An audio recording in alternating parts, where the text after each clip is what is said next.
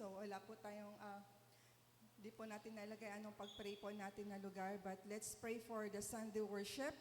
No, ipag-pray din po natin ating mga sarili before po tayong magsimula sa ating bahay sambahan. Let's prepare our hearts and our mind to worship the Lord this morning. Let's have a moment of prayer.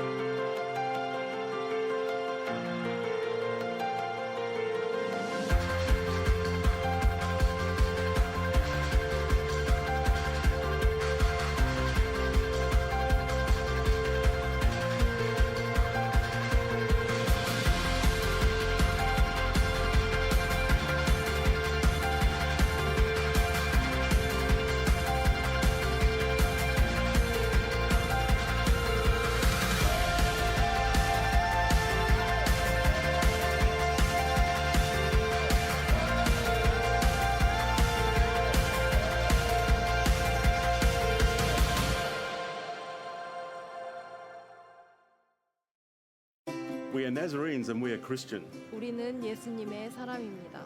Y somos cristianos. Bit itiling ahandos.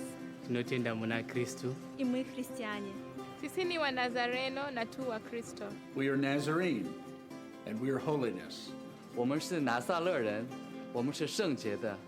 Tomorrow ha, tansiano duwipsete. 미티안 간시 힘을 유지 святости. Tunatenda moyamsene. 우리는 세상과 구별된 성결인입니다.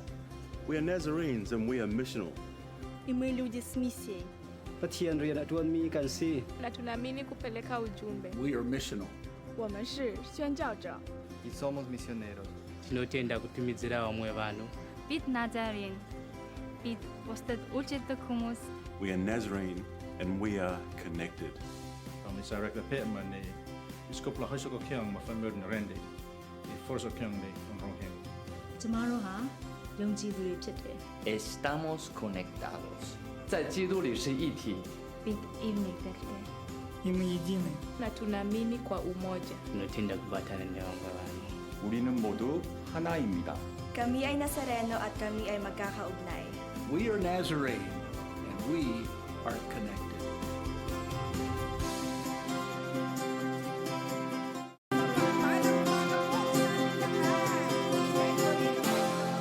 Hindi naman po kayo malungkot. Hindi po ba? Excited po ba tayo magpupuri sa Panginoon? Amen po ba? Hininig ko po ang lahat ay tumayo. Welcome po sa ating worship service ngayong umaga na ito. Maging nasa ating online, you are welcome. At tayo magagalak habang tayo po ay nagsasama-sama, magpupuri sa Panginoon. But before that, kailangan po natin kamustahin ang bawat isa. No? Hindi lang nakangiti lang tayo habang nakita natin sila.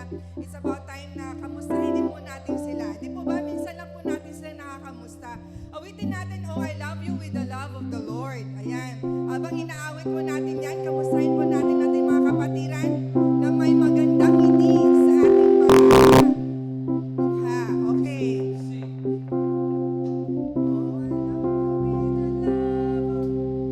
Oh, I love you with the love of the Lord. Yes, I love you with the love of the Lord. I can see in you the glory of my King. Yes, I love you with the love of the Lord. I love you with the love of the Lord. Yes, I love you with the love of the Lord.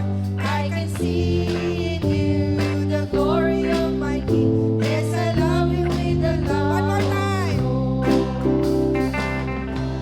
Sa Panginoon, oh, mahal kita sa Panginoon.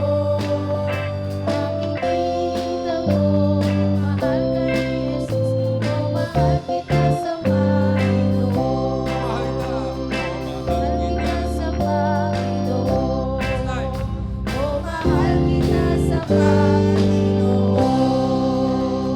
Amen. Palakpakan po natin ang Panginoon. Tunay ang Diyos ay mabuti sa lahat ng oras at sa lahat ng pagkakataon. Let's be sensitive the leading of the Holy Spirit sa umaga na ito. At habang binabasa po ang call to worship, allow the Holy Spirit to speak in our hearts.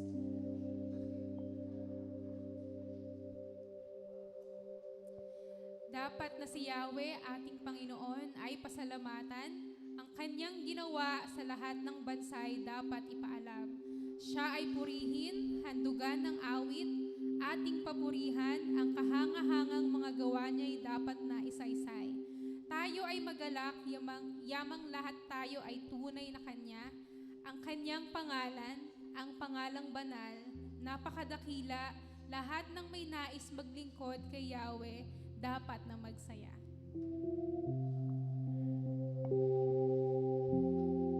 Pray po tayong lahat. Panginoon, maraming salamat po sa umaga na ito na kami po ay muling nagkasama-sama upang magsamba sa inyong pangalan, Panginoon. We pray, Lord, na patuloy kayong mag-speak sa buhay ng bawat isa at pag-ingatan ng mga Panginoon na mga papunta pa lamang po na aming mga kapatid. Bless niyo po, Lord, yung mga tutugtog sa oras na ito. Gayon din po ang magdi-deliver ng salita ng Diyos na si Pastor Billy. We pray, Lord, na Nawa ay mas marami pa kaming mahatak na kaluluwa dito sa church, Panginoon. Gamitin niyo nawa ang bawat isa sa inyong mission.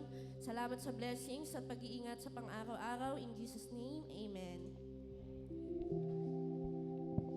Magandang umaga po. Yan.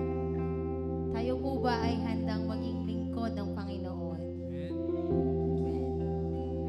Ito po yung panalangin natin, to make us a servant of God.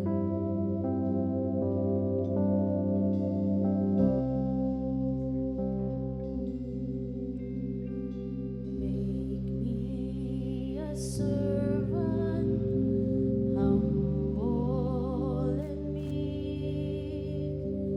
Lord, let me lift up those who are weak, and may the prayer of my heart always be. Make me a servant, make me a servant, make me a servant today. Make me a servant, humble and meek. Lord, let me lift up those who are weak, and may the prayer of my heart always be. Make me a servant, make me a servant, make me a servant today, and may the prayer of my heart, and may the prayer of my heart always be.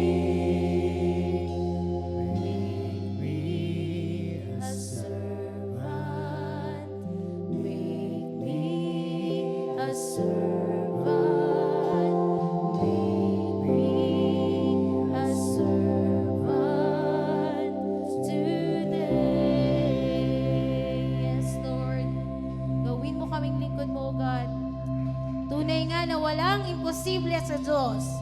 Siya ang magbibigay sa atin ng kalakasan.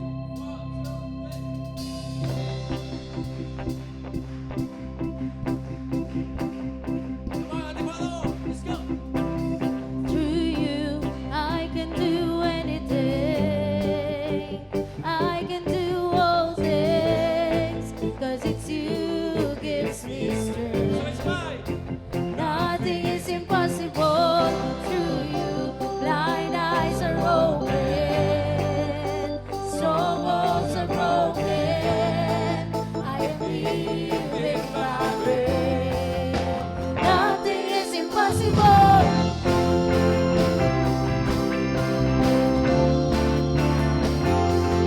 Nothing is impossible.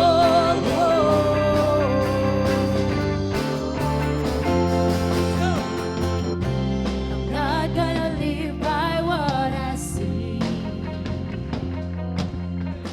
I'm not gonna live by what I feel.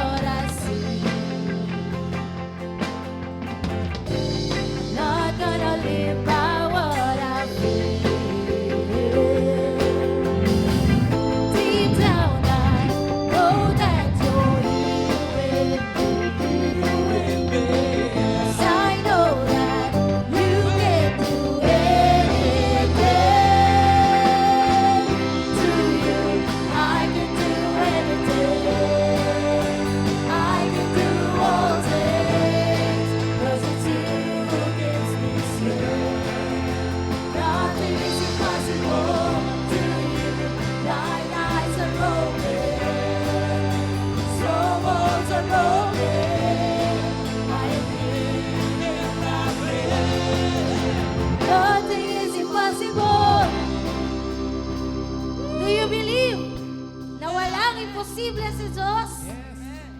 Kung naniniwala po tayo, sama-sama natin kantahin ito, we believe.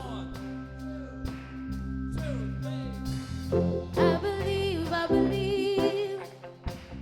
I believe, I believe in you. I believe, I believe.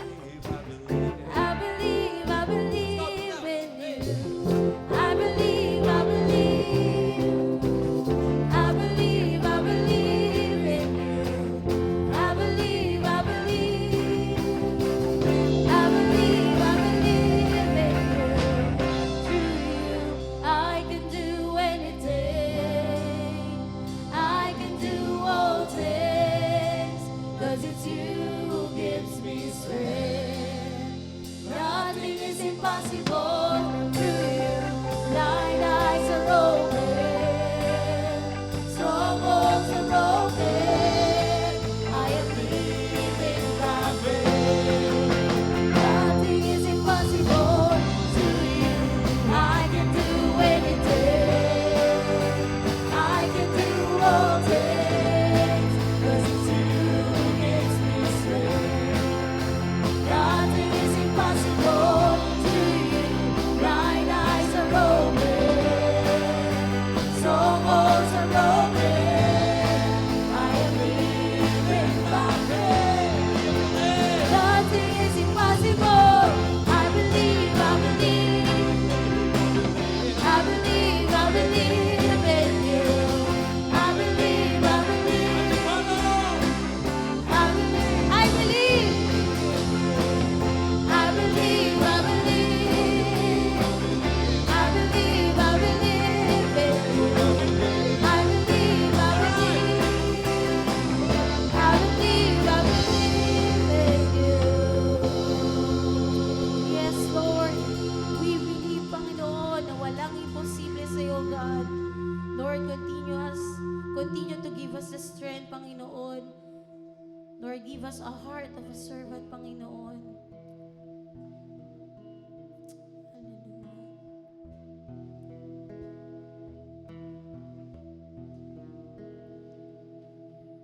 Standing in awe of your grace, setting my feet in your ways, entering into your presence to behold you face to face. God of all heaven and earth,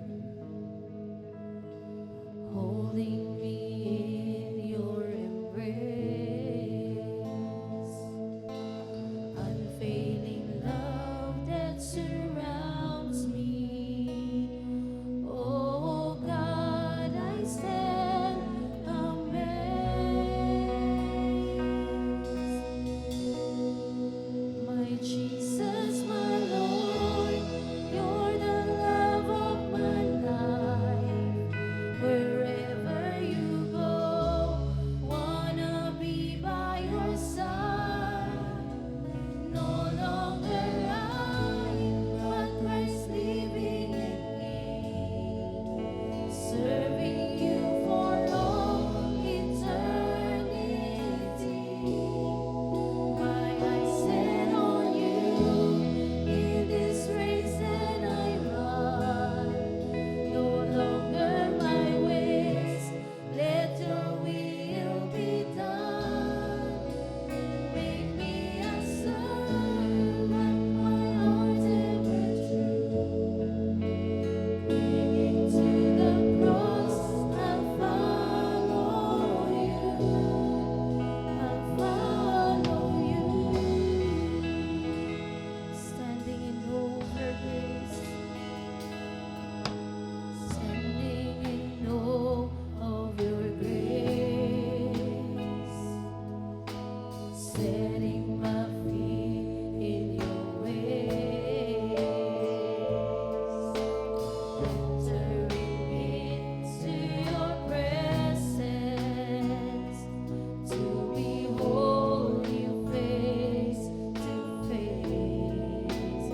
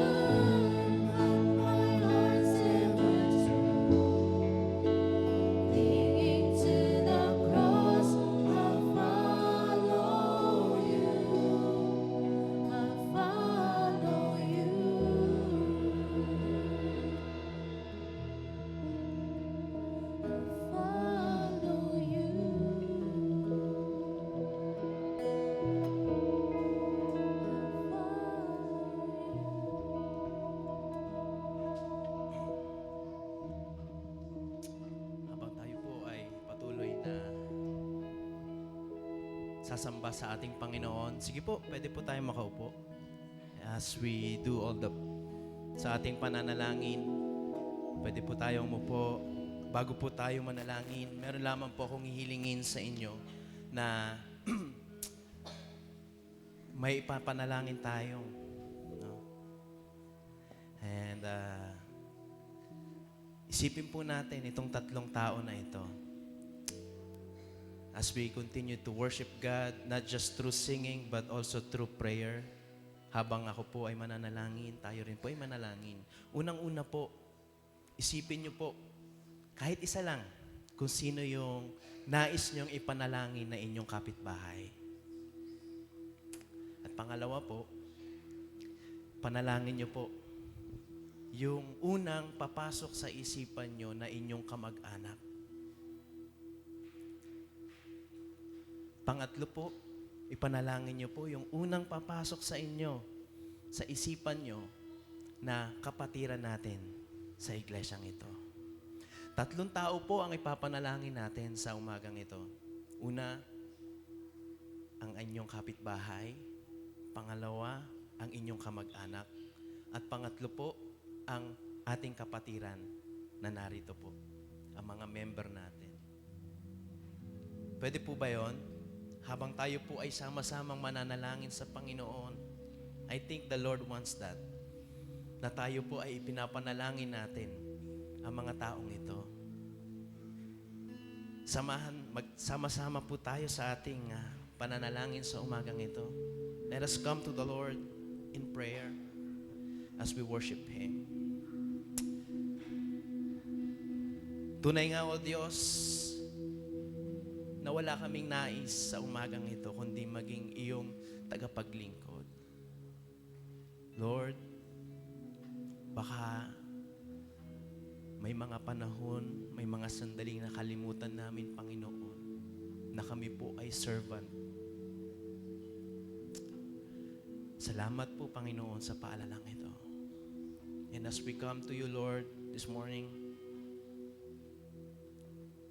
at Panginoon, sa mga maririnig mong mga pangalan na ipapanalangin ng bawat isa sa amin. Alam ko, Panginoon, na Ikaw ang kikilos. Ikaw, Panginoon, ang magbibigay ng katuparan, Panginoon, sa mga ipapanalangin nila ng mga taong ito. Kung ano man ang mga pangangailangan. Lord, hindi malayo ang iyong tainga para kami po ay mapakinggan. Dalangin ko, Panginoon, sa umagang ito, as we continue, Panginoon, nagnanais na kami, Panginoon, ay maging lingkod mo. And as we pray for these people, Lord, I pray for all of the members of this church. Kayo po, Panginoon, ang patuloy na magbigay sa kanilang puso ang kagalakan, Panginoon, sa paglilingkod. Kayo po, Panginoon, ang patuloy na magbigay ng kanilang pangangailangan sa kanilang buhay. Maging ito man, Panginoon, ay sa pisikal na pangangailangan, sa pinansyal na pangangailangan, O Lord. Maging sa emotional na mga pangangailangan ng bawat isa sa amin. Lord, walang imposible sa'yo, gaya ng aming inawit. At gagawin mo ito, Panginoon, ayon sa iyong kalooban at ayon sa pananampalataya ng bawat isa. And I pray, Lord, na maramdaman ng mga taong ito yung mga ipinapanalangin ng bawat isa sa amin, maramdaman nila, Panginoon, ang pagkilos mo. Maramdaman nila, Panginoon, na Ikaw ang aming Diyos na patuloy na umaabot sa kanila. Salamat po, Panginoon, sa mga taong ito. And one day, Panginoon, kung inyo pong mamarapatin, makasama namin sila, ang aming mga kapitbahay, mga kamag-anak na wala pa sa iyo. Maging sa umagang ito, Panginoon, kami po ay dumudulog sa iyo sa aming gawain sa umagang ito. Kayo po ang patuloy na manguna. Inaalala namin, Panginoon, ang aming pastor, ang aming senior pastor. Samahan niyo po siya. Gamitin niyo po siya at maipahayag ang iyong salita na may kapangyarihan sa iglesyang kanyang paglilingkuran sa umagang ito. Dalangin ko rin, Panginoon, sa umagang ito, dinudulog namin, Panginoon, ang mga kasamahan namin na may karamdaman. Kayo po ang magpagaling sa kanila. Gamitin niyo po ang mga gamot o ang maging mga doktor na titingin, susuri sa kanila, Panginoon, upang mapagaling ang kanilang pisikal na pangangatawan. Dalangin ko, O Diyos, na patuloy mong ipagkaloob sa kanila ang kagalingan na kanilang hinihiling sa iyo. At bilang isang pamilya, Panginoon, kami po ay dumudulog sa mga taong may karamdaman na kayo po ang patuloy na magpagaling at magpalakas sa kanila. Gayon din naman, Panginoon, sa umagang ito, dalangin din namin ang aming mga kapatiran na papunta pa lamang sa lugar na ito. Kayo po ang patuloy na mag-ingat sa kanila. Makasama namin sila sa buong araw na ito o sa aming pananambahan sa araw na ito. At magkaroon ng palakasan, Panginoon, sa aming pananampalataya. Mga salitang mamumutawi, Panginoon, sa mga bibig ng bawat isa ay kung papaano ka naging mabuti. Kung papaano mong ginawang posible ang mga bagay na imposible sa aming buhay. Lord, maging sa umagang ito, dinadalangin din namin ang aming bansa. Pagkaloob mo, Panginoon, sa amin, ang mga leader, Panginoon, na tatayo, na ilulok-lok mo, Panginoon. Gamitin mo ang mga taong ito upang makapagbigay, Panginoon, ng kaginhawaan, Panginoon, sa amin, sa mga kababayan namin. Gamitin mo, Panginoon, ang mga itatayo mong leader, Panginoon, sa aming bansa. At ikaw ang patuloy na mag-usap at kumilos sa kanila at maalala nila, Panginoon, kung bakit sila nasa posisyon o kung bakit sila mapupunta sa posisyon na iyan sa darating na halalan. Lord, we even pray for all the churches na nananambahan sa umagang ito.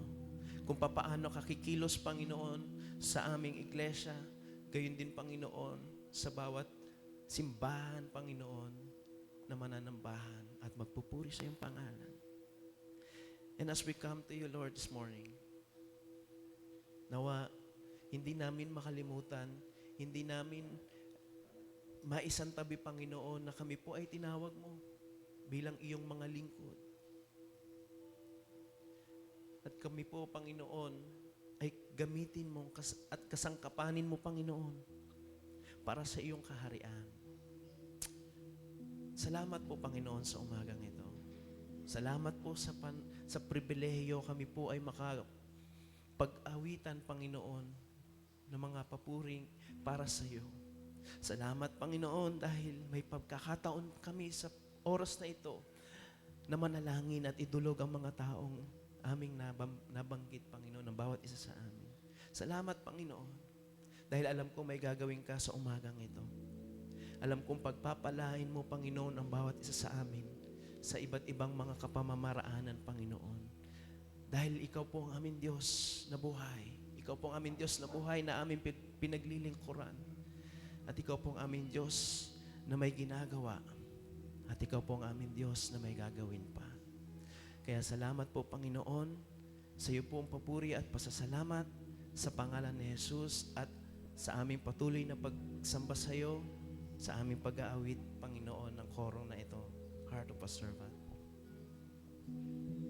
Oh, Jesus, my Lord, you're the love of my life. Wherever you go, wanna be by your side.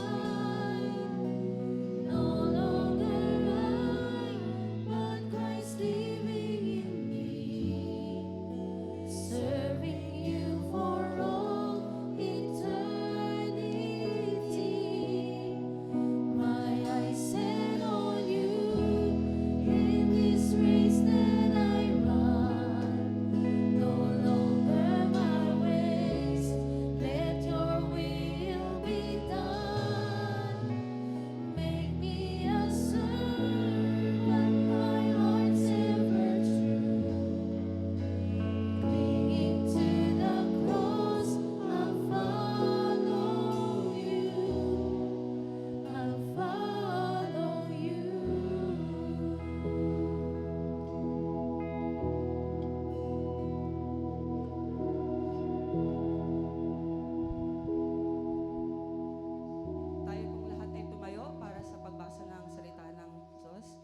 Atin pong buksan ang ating mga Biblia sa unang Pedro 4:10.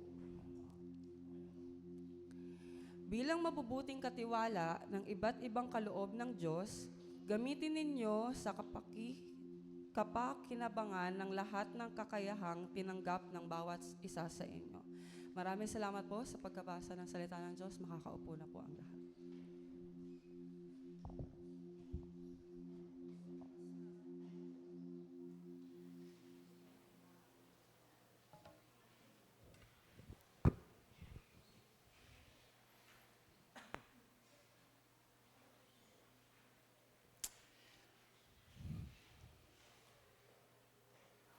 Isang mapagpalang umaga po sa bawat isa. Pwede ba nating palakpakan ng Panginoon? Praise the Lord. Salamat po sa pagkabasa ng kanyang salita. Sa umagang ito, and salamat praise team for leading us sa napakagandang awitan. No? And ngayon po ay ikalawang araw ng ikalawang buwan, no? February 2. No? And parang kailan lang, January lang, ano? And now, it's already February. No? At narito po ako ulit upang magbahagi ng salita ng ating Panginoon sa umagang ito. Ako po ulit, no?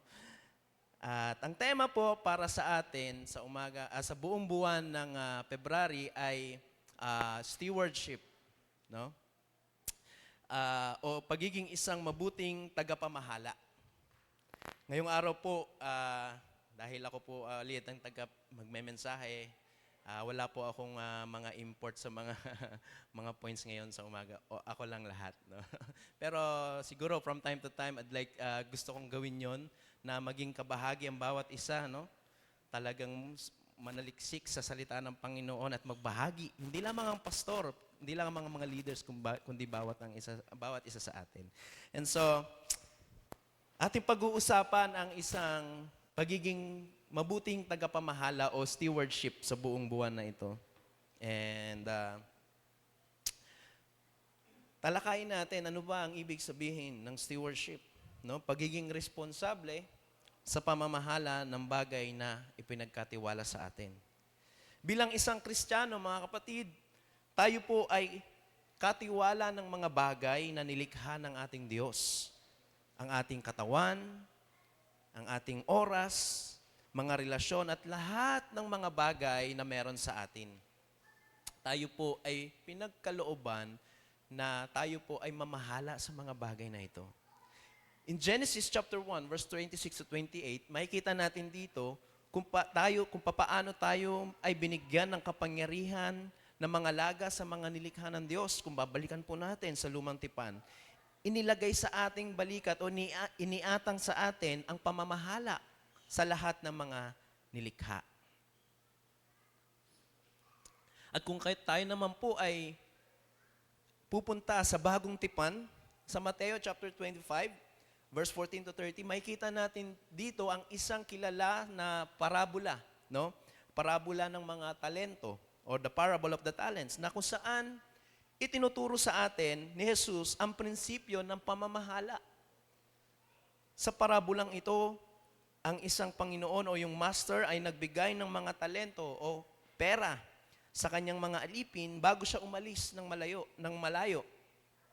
Binigyan niya ang bawat isa ng iba't ibang halaga. No? At ayon sa kanilang kakayahan. Isa ay 5 talento, isa ay 2, at ang isa ay 1.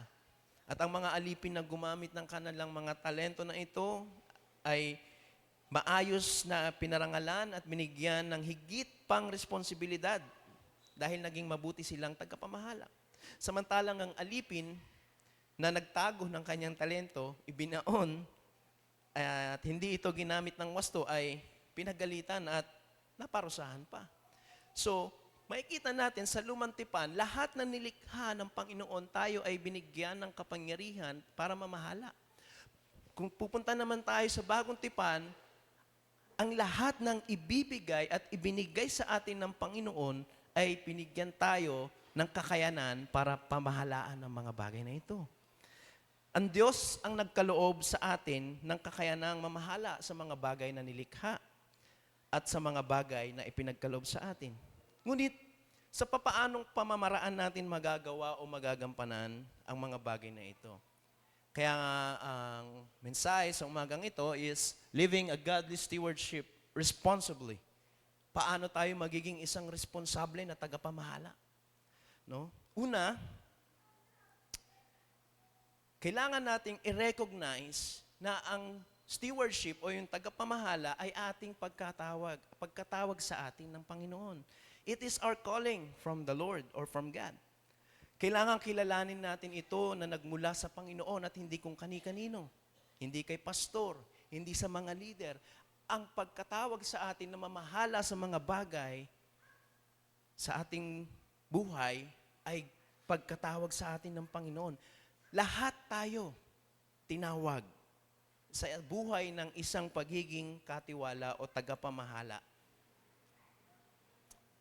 Sabihin mo sa katabi mo, tinawag ka, mamahala. Hindi parang may narinig ko, tinawag kang, bahala na. Katunog, ano? Tinawag ka para maging bahala. Hindi. Tinawag tayo para mamahala ng mga bagay na nilikha ng Diyos. Pangalawa, mga bagay na ipag-akalob sa atin ng Diyos. Gamit ang mga kakayanan o yung mga kaloob sa atin ng ating Panginoon upang isakatuparan ang kanyang layunin dito sa mundo. Gaya ng nabasa kanina sa unang Pedro, chapter 4, verse 13, ang bawat isa sa inyo ay gumamit ng anumang kaloob na tinanggap. Lahat tayo nakatanggap, no? Upang, sabi doon, maglingkod sa isa't isa. Bilang mga tapat na katiwala ng iba't ibang anyo ng biyaya ng Diyos. Iba't ibang anyo na biyaya ng Panginoon. Maraming kapamamaraanan kung papaano tayo pinagpapala ng Panginoon. Ngunit sa pagpapalang natatamo natin, natatamasa natin, naging mabuti ba tayong katiwala o naging isang mabuti ba tayong tagapamahala ng mga bagay na ito?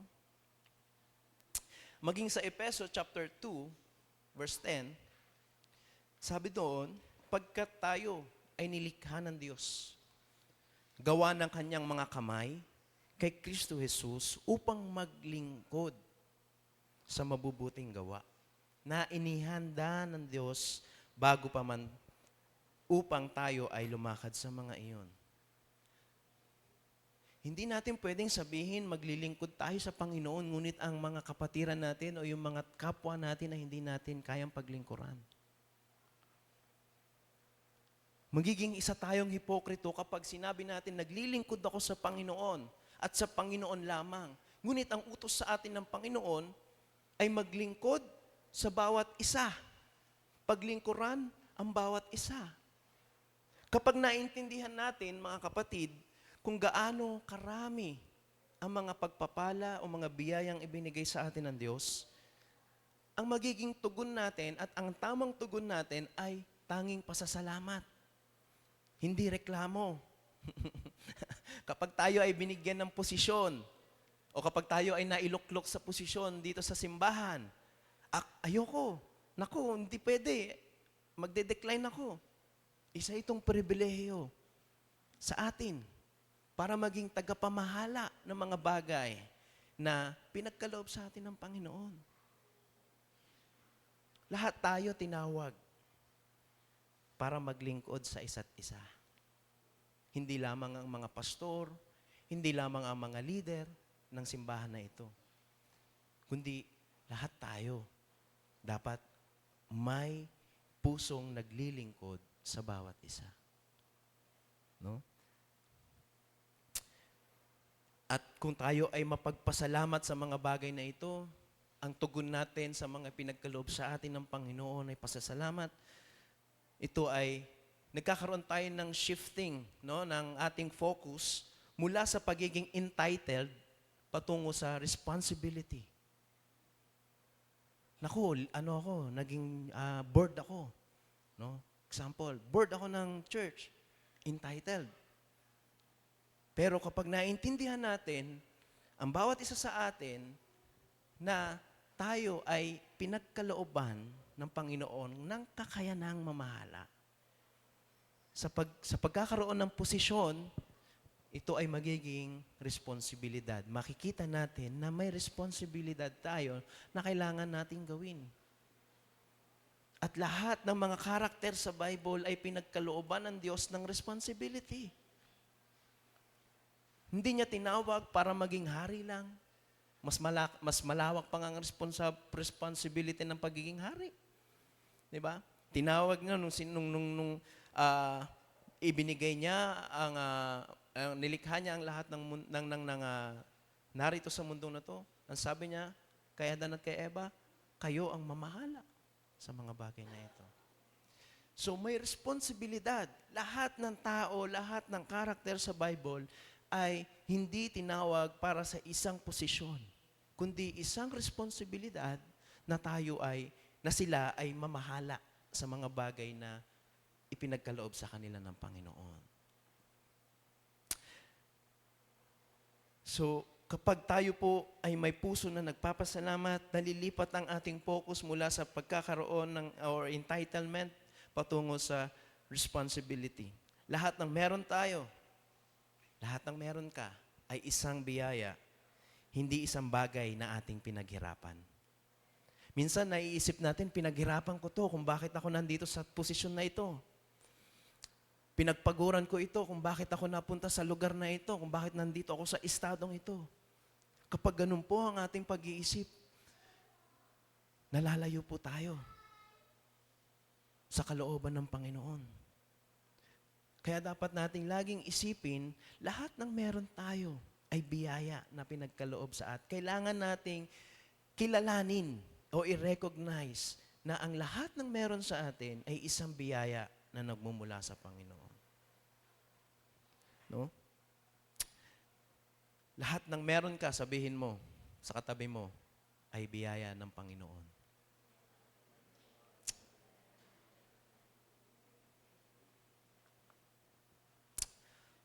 Gaya ng isang batang nakatanggap ng magandang regalo, yung kanyang saya o yung kanyang kagalakan at yung kanyang pagpapasalamat sa mga ito o mga sa natanggap niya ay naghahatid sa kanila ng pagkakaroon ng pagpapahalaga o pag-iingat sa mga regalong ito. Tama?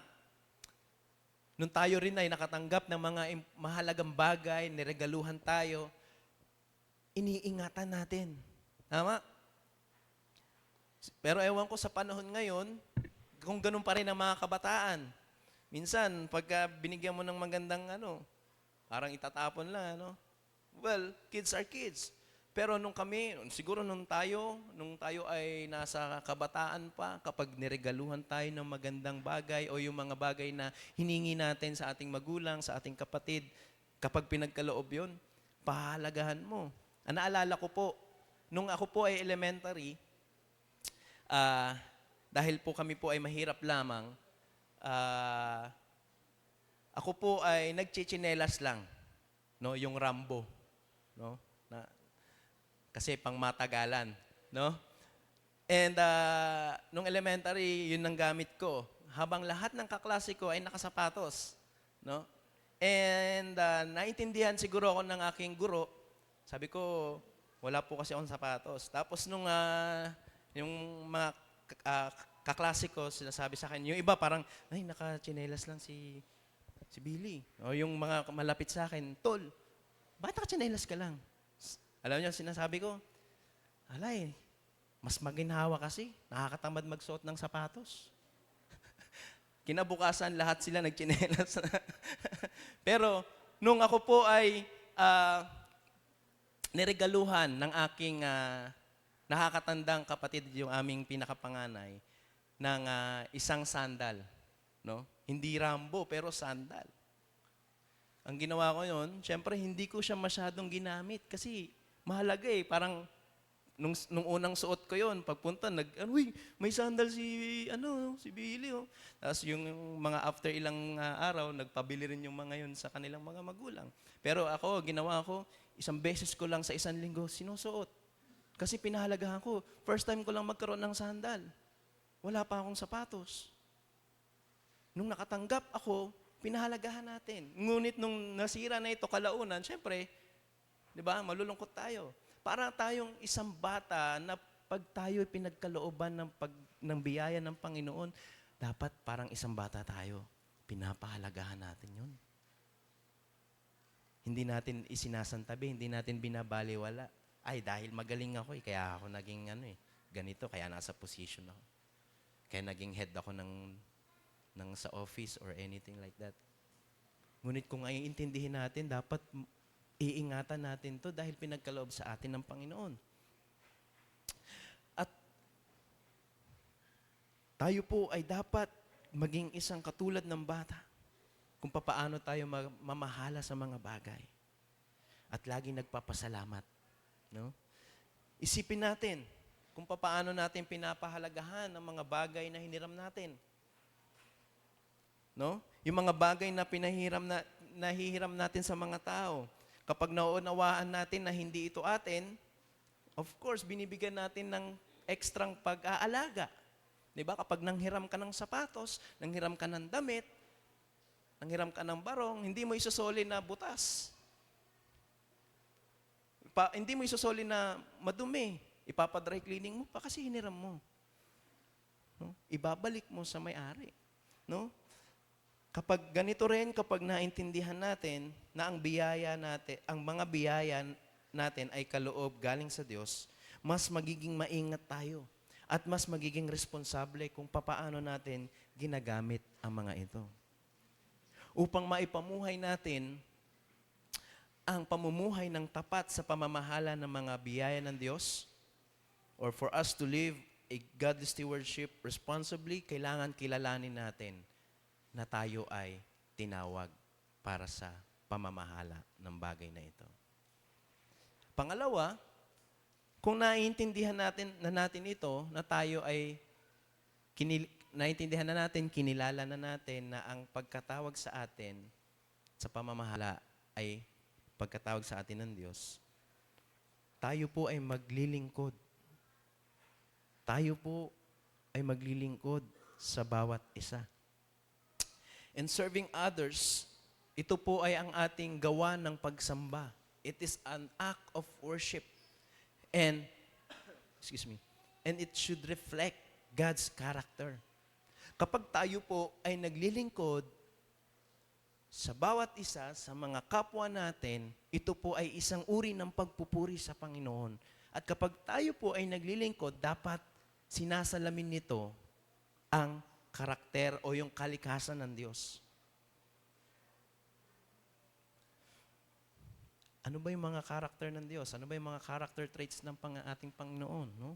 Mapagbigay, hindi makasarili, mahabagin, no? At ang paglilingkod sa iba ay hindi lamang isang tungkulin, kundi ito ay isang gawa ng pagsamba na nagbibigay ng kagalakan sa ating Panginoon. Hindi lamang sa pag-aawitan, ngunit sa paglilingkod din. Hindi dahil sa posisyon, kundi dahil nakikita sa atin at dapat sa paglilingkod natin, nakikita o sumasalamin sa paglilingkod natin ang kalikasan ng Diyos o yung karakter ng ating Panginoon. In verse 11, in chapter 4 verse 11 ng 1 Peter, sabi doon, kung may magsalita siya na parang mga salita ng Diyos. Kung may maglingkod siya sa lakas na ibinibigay ng Diyos upang sa lahat ng bagay ang Diyos ay mapurihan sa pamamagitan ni Hesukristo. Bilang mga tagapangalaga ng biyaya ng Diyos, nararapat nating ipakita ang kanyang karakter sa paraan ng ating paglilingkod. Dapat makita sa paglilingkod natin ang karakter ng ating Panginoon. Ang ating mga gawa ay dapat magmula sa kanyang pag-ibig. Lahat ng ginagawa natin dapat magmula sa kanyang pag-ibig at sa paggawa nito, ipinapakita natin sa mundo ang puso ng Panginoon. Tuwing ginagamit natin ang ating mga kaloob o yung mga gifts na pinagkaloob sa atin upang maglingkod, alam niyo mga kapatid, tayo po ay nakikibahagi sa gawain ng Diyos. At ito ay isang refleksyon ng ating pagsamba. Kung tayo ay nagtuturo, kung tayo ay tumutulong, o tayo ay naghihikayat, ang mga bagay na ito, at kapag ito po ay ginagawa natin ng may tamang puso, nagbibigay ng kaluwalhatian ito sa ating Panginoon. Bakit tayo inuutusan na maglingkod sa bawat isa? In verse 7, malapit na ang wakas ng lahat ng bagay. Kaya't maging mapagtimpi kayo at panatilihing malinaw ang inyong pag-iisip upang kayo'y makapanalangin. Sa ating paglilingkod, maaring hindi na tayo makapaglingkod sa mga susunod na araw. Hindi lamang pinapatukuyan dito yung wakas o yung muling pagbalik ng ating Panginoon, kundi maaring ang ating buhay ay humantong na rin sa wakas. Kaya dapat, kaya pinapaalalahanan tayo na tayo po ay makibahagi, maglingkod sa ating Panginoon, makibahagi sa gawain ng Diyos. Tayo po ay pinagkalooban ng Panginoon ng kakayanang maglingkod sa bawat isa. Kaya mo bang paglingkuran yung katabi mo? Tignan mo nga. Parang ayaw niyong tumingin. Hindi ko kaya. Yung siguro nasa likod ko na lang. Mga kapatid, tayo po lahat dapat naglilingkod sa isa't isa. At yun lamang ang paraan para tayo makapaglingkod sa ating Panginoon. Kasi kung sasabihin natin sa ating Diyos, Panginoon, gusto kitang paglingkuran, ang sasabihin sa'yo ng Panginoon, paglingkuran mo ang iyong kapwa. Tama? Hindi sasabihin sa'yo ng Panginoon, sige, paglingkuran mo ako ang hari mo, ako hindi. Sabihin ng Panginoon, paglingkuran mo ang iyong kapwa. Sa mga bagay na ito, ako ay pinaglilingkuran mo. Gaya ng isang musikero na tumutugtog ng kanilang mga instrumento, ng kanilang expertise, ginagawa ng bawat isa ng musikero na ito, hindi lamang para sa madla o para sa mga makakapakinig o yung mga musikero ng ating bawat simbahan, kundi para sa kaluwalhatian ng Diyos. Gaya nito, kapag tayo po ay naglilingkod, hindi lamang paggawa ng aktong iyon ang mahalaga, kundi yung pag-aalay ng mga bagay na ito sa ating Panginoon ng may pusong puno ng papuri. Alam nyo, sabi na makikita natin sa kanyang salita, maging ang ating Panginoong Hesus ay naglingkod sa kanyang mga disipulo. Hinugasan niya ang mga paa ng kanyang mga alagad. Ipinapakita na ang pinakamalaki sa atin o yung nasa pinakaposisyon sa atin ay dapat nagsisilbi sa iba. Ang ating paglilingkod, tulad ng paglilingkod ng ating Panginoon, ay pagsasalamin ng pag-ibig at kababaang loob ng ating Diyos, ng ating Panginoong Yesus. Hindi niya na kailangan gawin yun. Tama? Nag-react nga si Pedro eh. Sabi na, Lord, dapat wag kang kasi ikaw yung boss namin. Parang gano'n, Hindi mo pwedeng hugasan yung paa namin kasi ikaw yung leader namin. Pero sabi ng Panginoon, kung hindi ko gagawin ito, hindi ka magiging kabahagi. Bakit ginawa ng Panginoon yun? Upang ipakita na ang bawat isa, na bawat leader, na bawat mga Kristiyano, dapat laging mababa ang loob. Tama? Amen po ba? Kaya mo bang hugasan ng paa ng katabi mo? Amen? Mainit, no? Kumukulo pa.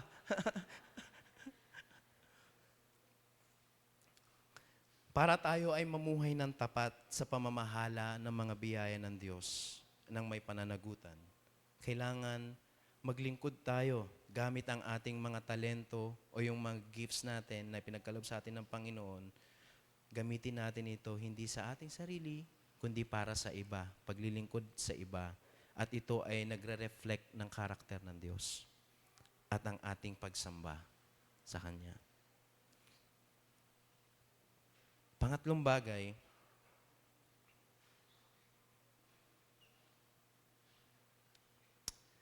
as we live a godly stewardship responsibly, being a good steward or our stewardship of our gifts should have an impact to God's kingdom. Dapat may impact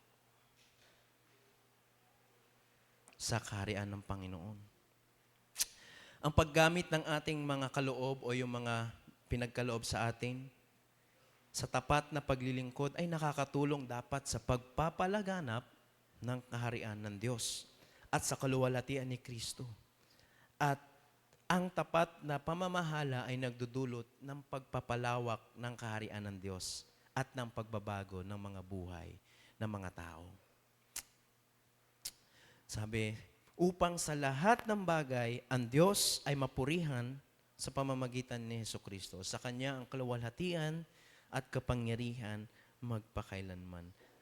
Ang ating pong tapat na pamamahala sa mga biyaya ng Panginoon ay hindi lamang nagpapatibay sa simbahan o sa iglesia, kundi ito din ay nagpapalaganap sa misyon ng Diyos sa lupa.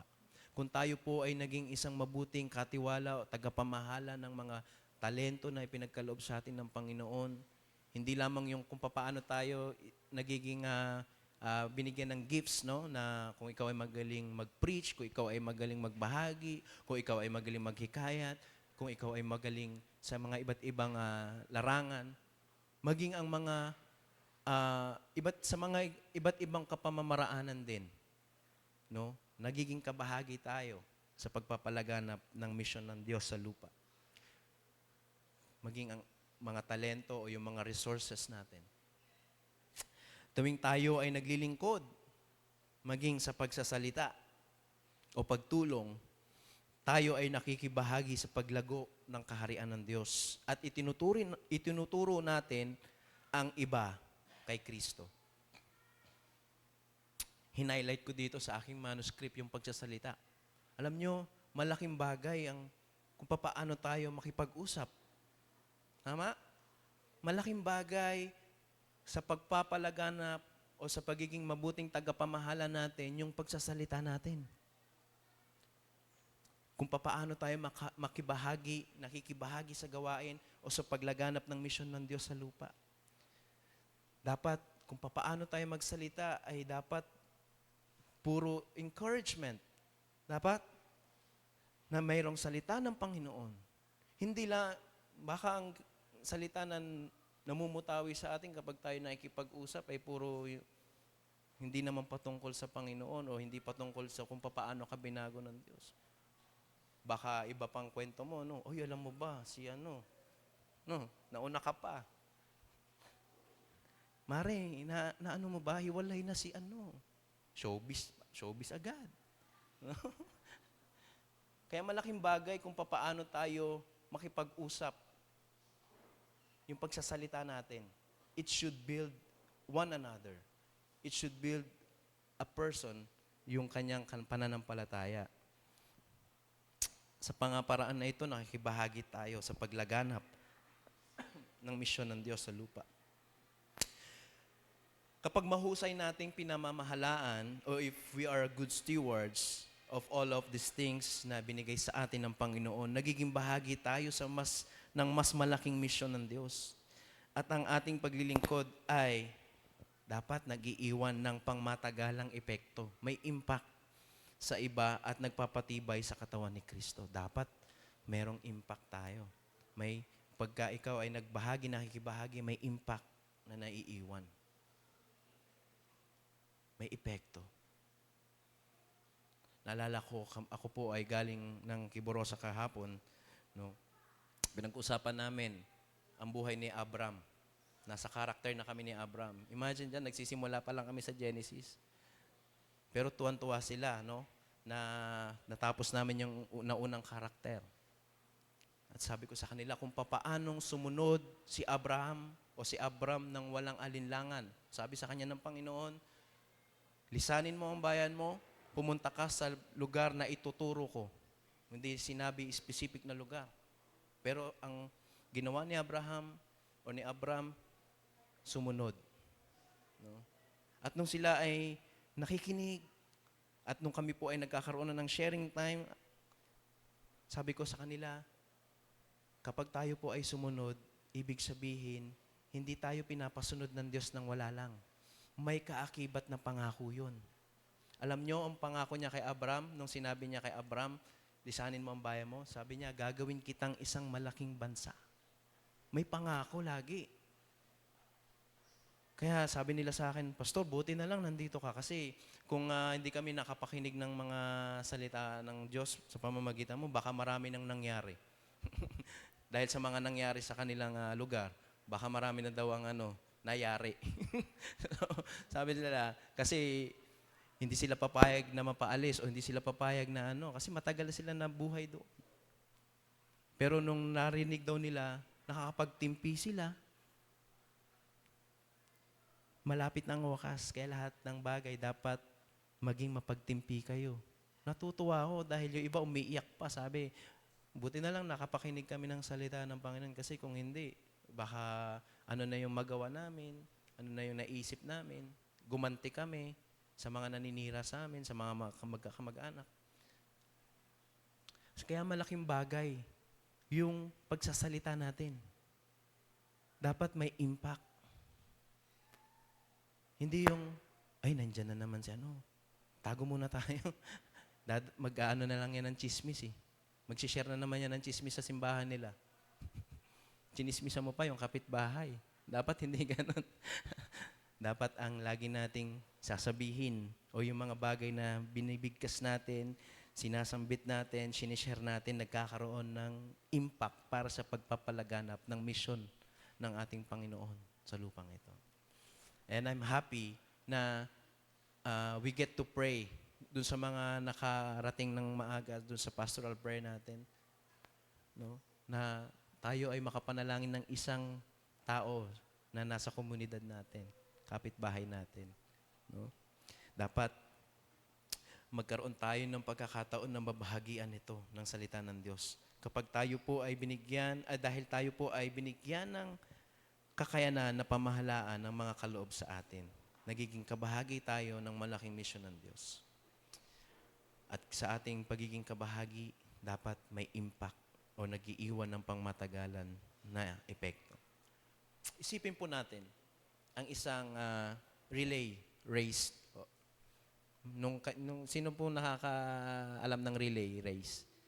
Yung pagpapasa ng baton, di ba, tatakbo.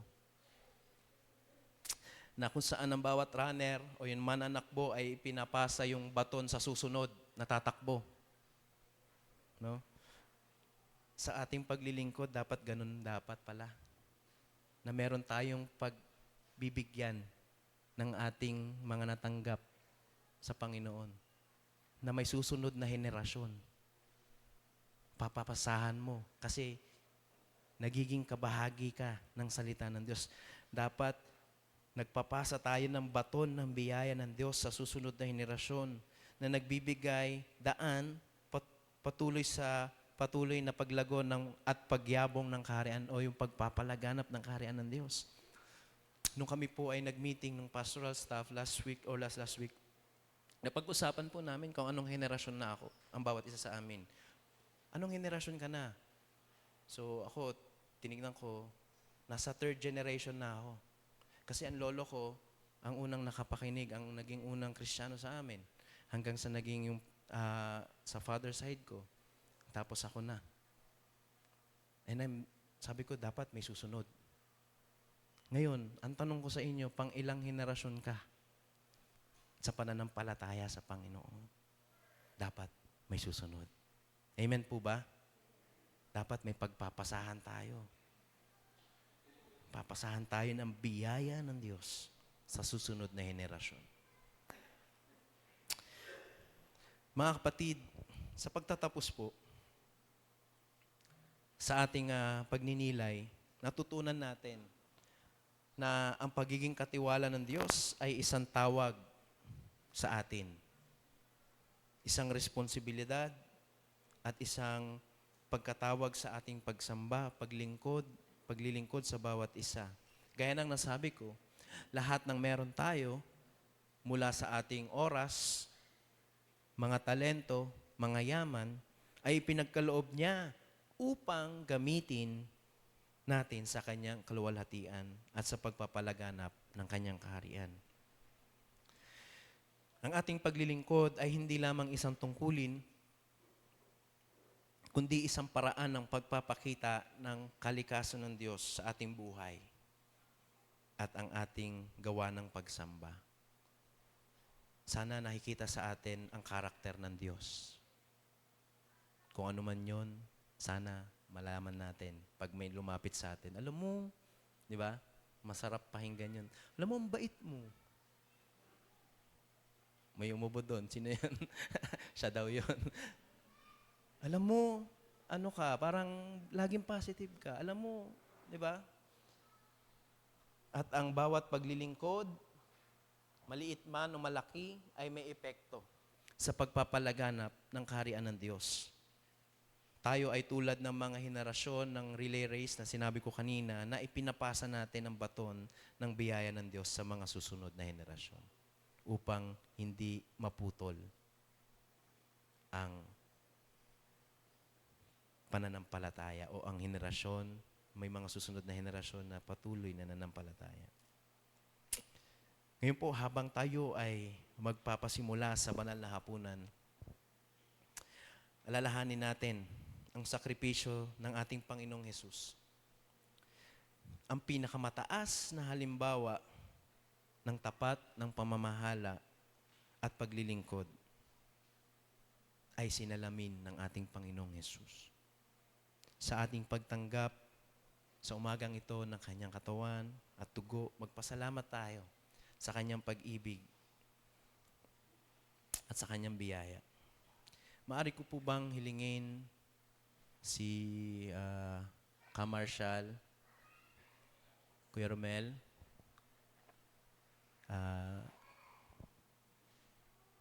Sister Grace, tsaka si Sister SP, ako po ay samahan sa ating paghahandog ng ating banal na hapunan.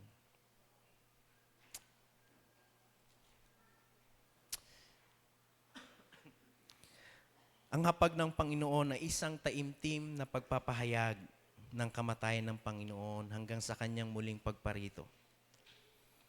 Isang pag-alala sa kagandahang loob ng Diyos sa pamamagitan ng kanyang mabiyayang pagpapatawad sa ating mga kasalanan. Ito ay hindi lamang isang ritual na ginagawa ng iglesia, kundi ito ay isang pagsunod sa utos ng ating Panginoon na ito ay gawin natin sa pag-alala sa Kanya. Hindi nito napapatawad na ang mga kasalanan natin, subalit sinasalamin nito ang bagong tipan ng pakikipag-ugnayan natin sa Diyos sa pamamagitan ng kamatayan ng ating Panginoong Hesus sa krus ng Kalbaryo. Ito ay mahalagang pagpapakita ng ating pakikipag-isa sa katawan ni Kristo, ang Iglesia. Tayo pong lahat ay tumayo at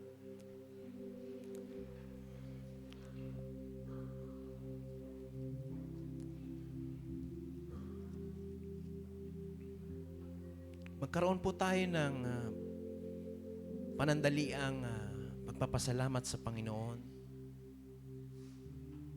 sa umagang ito bago tayo makibahagi sa ritual na ito. Pasalamatan natin ang Panginoon.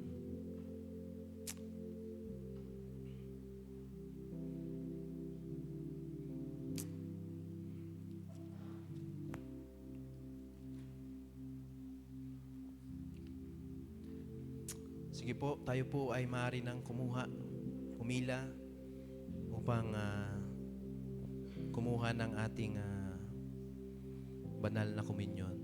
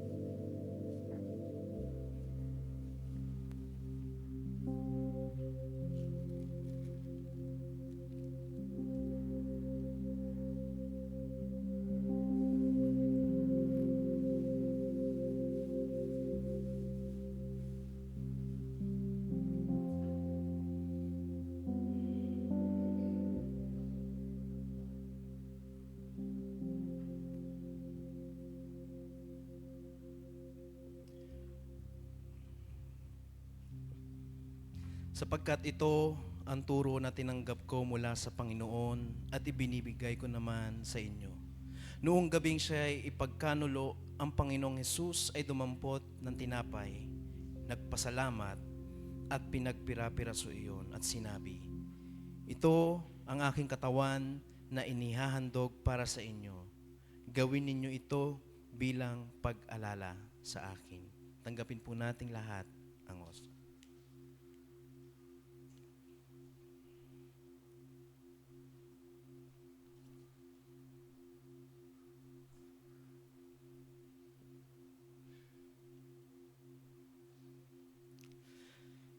Matapos maghapunan, dumampot din siya ng kopa at sinabi,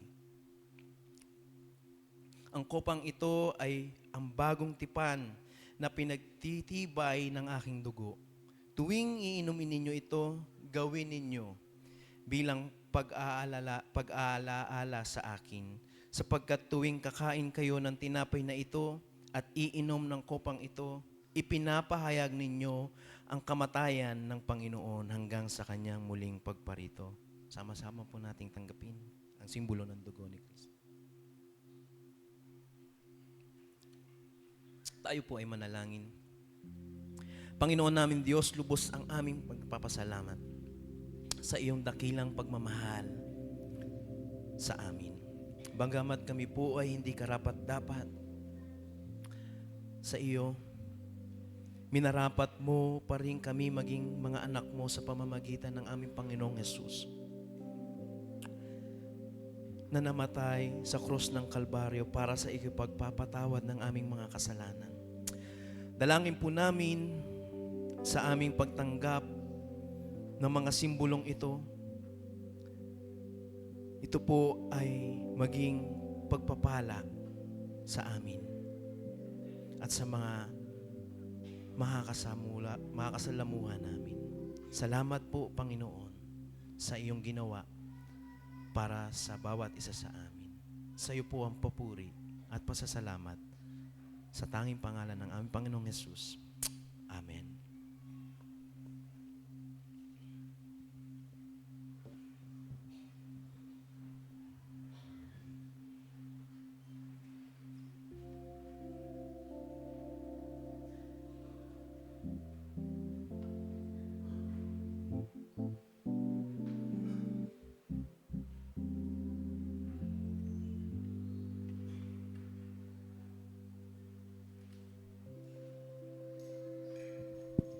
Amen. Magandang umaga po sa bawat isa. And thanks so much, Pastor, sa napagandang paalala mo sa bawat isa sa umagang ito.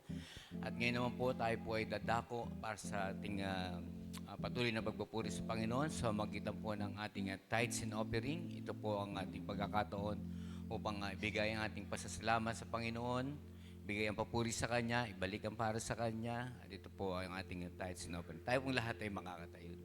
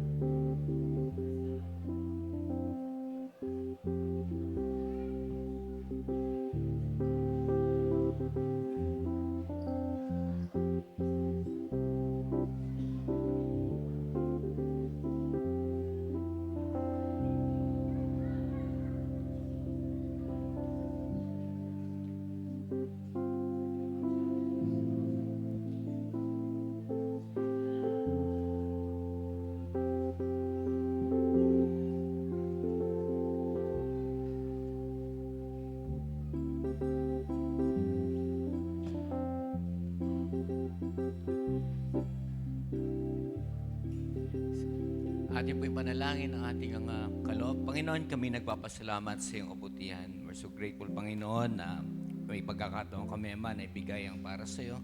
Bagaman ito, Lord, ay hindi sapat. Kukumpara, Panginoon, sa kabutihan at sa biyayang pinagkakalob mo sa amin. But Lord, yun pa man, nais namin ialay ito sa iyo at dalangin namin ang pagpalain mo ito sa kalalawak ng gawain upang sa ganun, Panginoon, marami pang kaluluwa ang maabot, Panginoon, ng iyong mga salita. Muli, O Diyos, sinabi nagkakatiwala lahat sa pangalan ni Jesus. Amen. Amen. So magandang umaga po sa bawat isa. So tayo po ay nagagalak sapagkat nakakaramdam na tayo muli ng init. So for the past few months, past few weeks, medyo malimig, pero kanyang umaga, iba na ngayon, iba na panahon. So ito ngayon ay panahon ng tag-init na at marami pong gawain ng ating simbahan sa mga dating luto. Pero ganun pa man, nais ko pong welcome ang bawat isa. Meron po ba tayong mga bisita? Para nakita ko doon si Ate Doris. Ang kanyang pamilya yun sa likod, oh. Kaway, Ate Doris. Welcome. Yeah.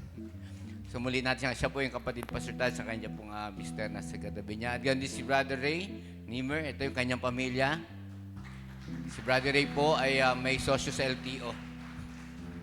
Pagka kailangan niya LTO assistant, si Brother Ray. So meron po ba tayong mga kasama? Si Boss Tony, sa gilid. Nagulat siya, nakita. Si Kuya Tony Marqueses sa gilid. So welcome, Kuya Tony. So ngayon po, ngayon din marami tayong mga celebrant, bagamat wala ang listahan, pero special din po ang araw nito para kay Nanay Denny. Nanay Denny, happy birthday po. Ilan taon na po kayo? Ilan taon na kayo, Nanay Denny? 87. Oh, mga palakpakan yung Panginoon, no? 87, imagine yan, biyaya ng Panginoon na yan. So, ganun pag naglilingkod kayo sa Panginoon, aabutin kayo ng ganyan. Hintayin nyo, konting-konti lang, may 100,000 na kayo sa munisipyo. So, kapit pa ng konti. Magkakaroon na kayo 100,000. So, welcome po at para po sa ating ilang mga paalala, samahan niyo po ako. Sa dating po na, ito may mga special lang na gawain, akin pong iano sa inyo. Sa dating po na February 23, ito po yung ating alabaster. So, doon po sa mga wala pang alabaster pouch, meron pa po sa likod, nandun kay Teacher Nisa. Ayun, hawak-hawak niya. Kung gusto niyo po, kulang pa po yung nakuha niyong isa at napuno na, kumuha pa uli ko kayo. Then, ganun pa man, kung feel nyo na magbigay ng mga envelope or cash or card, pwede rin po. So, meron tayo doon mga envelope sa likod.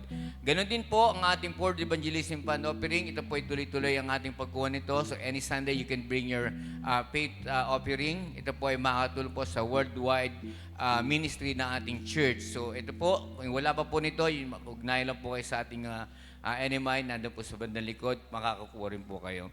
At ganun din po sa ating mga special na gawain sa darating na February 9. Tama po ba ito? February 9 ng ating couples ministry ay magkakaroon ng fellowship. Ito po ngayong IYKYK.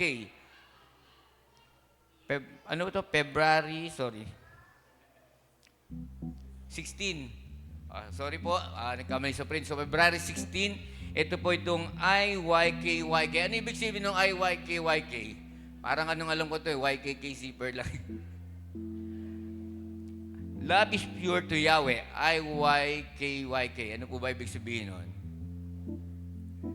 Okay, anyway, matutunghayan niyo po yung ibig sabihin niyan sa dating na February 16. So ito po, mga 2:00 po ng hapon at marami pa po tayong mga announcement na ipalalabas po para sa activity nito. So mag-asawahan, kayo po ay welcome. Ganun din naman sa mga nais makarinig ng salita ng Panginoon about relationship, you feel free na makatin po sa gawain na ito. Then ganun din po para sa ating mga regular na gawain, ang ating pong church ay tuloy-tuloy po every Saturday ng hapon, ang ating media team, ang ating praise and worship. Tuloy pa po ang ating mga practice nila. Kung kayo po ay tinatawag ng Panginoon para sa gawain to, kayo po ay makapag-ugnayan lang sa ating team. At ganun din naman po para sa ating darating na prayer breakfast. Ang ating speaker is si Pastora Erica. Ito po ay sa church, February 8, alas 7 po ng umaga. At kayo po ay inibitahan na makadalo sa gawain natin ito. At ganun din po para sa ating prayer meeting. Of course, every Wednesday, marami na tayo nakakasama.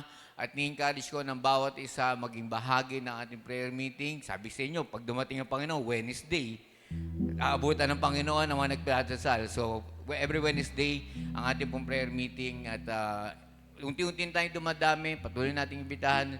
And let's shake the church sa pamamagitan po ng panalangin and strengthen our faith sa pamamagitan po ng panalangin. So, yun pong ating ilang mga paalala. At ganoon din po, last week, nagkaroon po ng church board planning at napakarami po ng activity, napakarami po ng gawain na bubuksan ng church.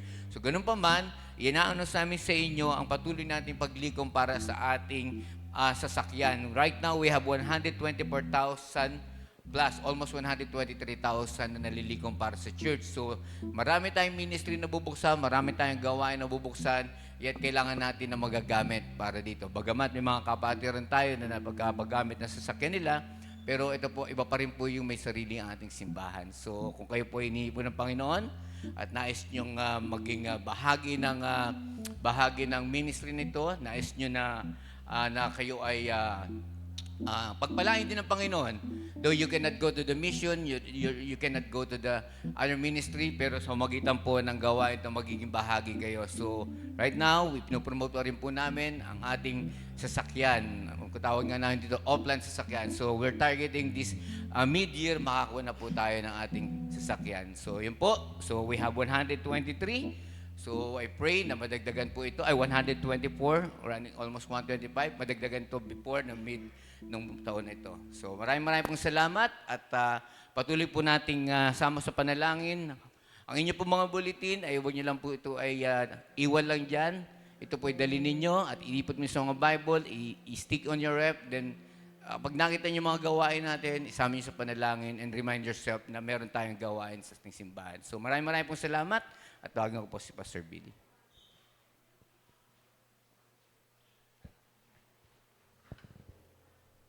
Tayo pong lahat ay tumayo. Maging sa umagang ito, nais ko rin sabihin na sa darating na February 22, muli po kaming babalik ng Kiborosa dahil sa isang okasyon, may birthday, but at the same time, meron po tayong babautismuhan ulit. Dahil naintindihan nila yung kung papaano ang pagkakaroon ng pananampalataya sa ating Panginoon. Isama niyo po kami sa panalangin, no? At mai-provide ng Panginoon ang lahat ng pangangailangan na ito sa ating mga gawain. Tanggapin po natin ang benediction. Naway lubusan kayong gawin banal ng Diyos na siyang nagbibigay ng kapayapaan. At naway panatilihin niyang walang kapintasan ang buo ninyong katauhan, ang espiritu, kaluluwa at katawan hanggang sa pagparito ng ating Panginoong Jesucristo. Tapat ang tumawag sa inyo at gagawin niya ito. Sumainyo nawa ang kagandahang loob ng ating Panginoong Jesucristo sa pangalan ng Ama, ng Anak at ng Espiritu Santo. Amen.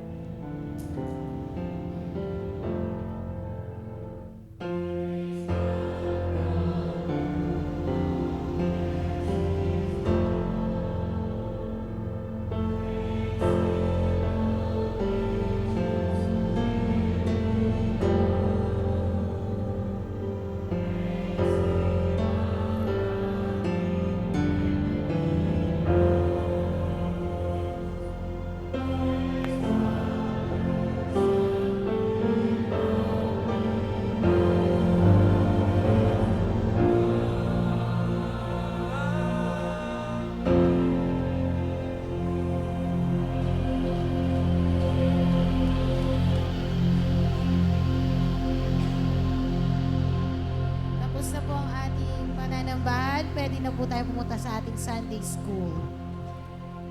God bless po.